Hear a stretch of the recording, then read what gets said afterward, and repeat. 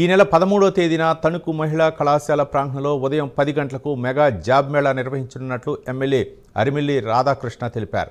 ఈ mega job మేళాలో electronics, pharma, IT, electronics, banking వంటి 50కి పైగా కంపెనీలు పాల్గొనున్నాయని చెప్పారు. ఈ మేళాలో 10వ తరగతి నుంచి inter, ITI, diploma, engineering, degree, PG వంటి అర్హతలు కలిగిన అభ్యర్థులు హాజరు కావచ్చని వెల్లడించారు.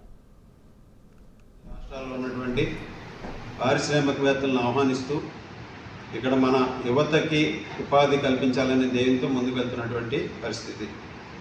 ఈ దశలో ఏదైతే గత సంవత్సర కాలంగా అనేక కంపెనీలు రావడం జరిగింది, ముఖ్యంగా లోకేష్ గారి పాదయాత్ర సమయంలో, యువగలం పాదయాత్రలో ఎన్నికల హామీల్లో భాగంగా యువతకి 20 లక్షల ఉద్యోగాలు కల్పనే ధ్యేయంగా కూటమి ప్రభుత్వం పనిచేస్తుందని ఏదైతే హామీ ఇవ్వడం జరిగిందో దానికి అనుగుణంగా మొదటి సంవత్సరమే దాదాపు 5.5 లక్షల ఉద్యోగాలు పైగా ఈరోజు కల్పించేటటువంటి పరిస్థితులు ఏర్పడినటువంటి పరిస్థితులు మనం చూడవచ్చు.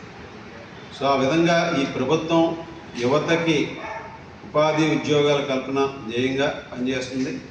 దానిలో భాగంగా ఈరోజు గత సంవత్సర కాలంలో కూడా అనేక కంపెనీలు ఎలక్ట్రానిక్స్ రంగంలో కానీ, ఫార్మా రంగంలో కానీ, వివిధ రంగాల్లో అనేక కంపెనీలు కూడా ఇక్కడ స్థాపించడం జరిగింది.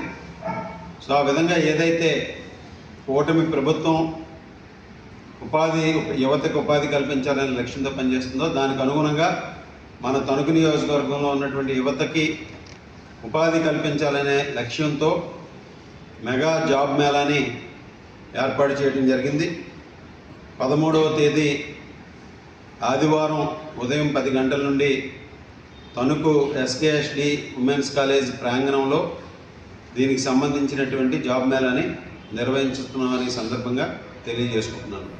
వివిధ రాష్ట్రాల్లో ఉన్నటువంటి